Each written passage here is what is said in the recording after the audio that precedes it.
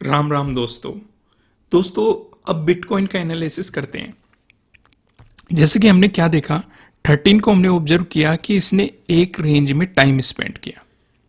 ठीक है, आज देखे, आज मार्केट ने ओपन होते यानी कि 14 को मार्केट ने सीधा इसका ब्रेकडाउन दे दिया। इस रेंज का जो चार पैटर्न्स बता रखे हैं, ट्रायंगल वाले पैटर्न, ट्रेंड लाइन से मिलकर बना हुआ पैटर्न, पैरेलल पैटर्न, तो यहाँ पे आपको ये वाला पैटर्न देखने को मिल रहा था। ऊपर की तरफ आप देख रहे थे रेजिस्टेंस की तरह एक्ट कर रहा था, नीचे की तरफ आप देख रहे थे सपोर्ट की तरह एक्ट कर रहा था।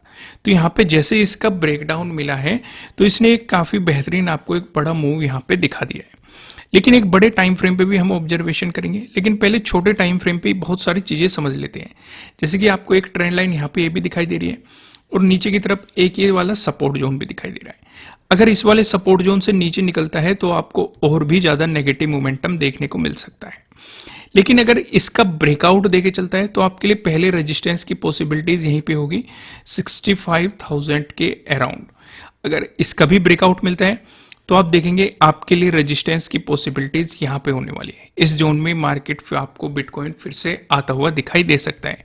वहीं पे अगर टाइम फ्रेम चेंज करें, 1 आवर के टाइम फ्रेम पे जाके देखेंगे तो 1 आवर के टाइम फ्रेम पे भी आपको लगभग सेम ही सिचुएशन दिखाई देगी कि जब तक इससे नीचे नहीं निकलता, नेगेटिव साइड नहीं, इसका अगर ब्रेकआउट देके चलता है तो आपके लिए ये वाले जोन में रेजिस्टेंस की पॉसिबिलिटीज, इसका ब्रेकआउट मिलता है तो आपको फिर से ये बिटकॉइन उसी रेंज में जाता हुआ दिखाई दे सकता है। क्योंकि ये रेंज काफी इंपॉर्टेंट हो जाएगी, क्योंकि पहले यहाँ पे ये सपोर्ट की तरह एक्ट करता हुआ चल रहा था अगर आप देखेंगे, और फिर ब्रेकडाउन मिला, इसे रिटेस्ट करने आया, रेजिस्टेंस की तरह एक्ट किया, तो ये वापस आते समय भी आपके लिए एक इंपॉर्टेंट रेजिस्टेंस रहेगा।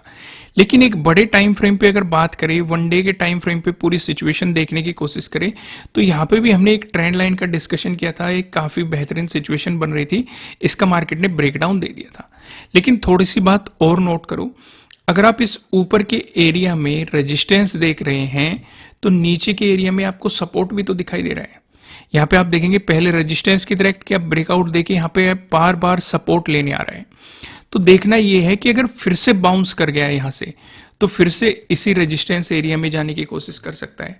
लेकिन अगर इसका ब्रेकडाउन दे दिया तो आपको और भी ज्यादा नेगेटिव मोमेंटम बिटकॉइन में देखने को मिल सकता है, क्योंकि फिर सपोर्ट की पॉसिबिलिटीज इस वाले एरिया में बनेगी। क्योंकि अगर प्राइस एक्शन के अकॉर्डिंग देखें, क्योंकि यहां से तो आप देखेंगे सीधे सीधे ये आपको निकलता हुआ दिखाई दिया था, तो अगर इसका ब्रेकडाउन देके चलता है तो जो अगली रुकावट है या अगला सपोर्ट जो बन सकता है वो इस वाले जोन में बन सकता है। लेकिन अभी काफी दूर है और ये हम एक बड़े टाइम फ्रेम पे देख रहे हैं, 1 डे के टाइम फ्रेम पे देख रहे हैं। उम्मीद है आपको एनालिसिस पसंद आ रहे होंगे, क्लियरिटी मिल रही होगी। नए हो सब्सक्राइब करना और बेल आइकन प्रेस करना और मुझे कमेंट करके जरूर बताना कि आपको एनालिसिस कैसे लग रहे हैं। फिर मिलते हैं किसी नेक्स्ट वीडियो में, तब तक के लिए राम राम।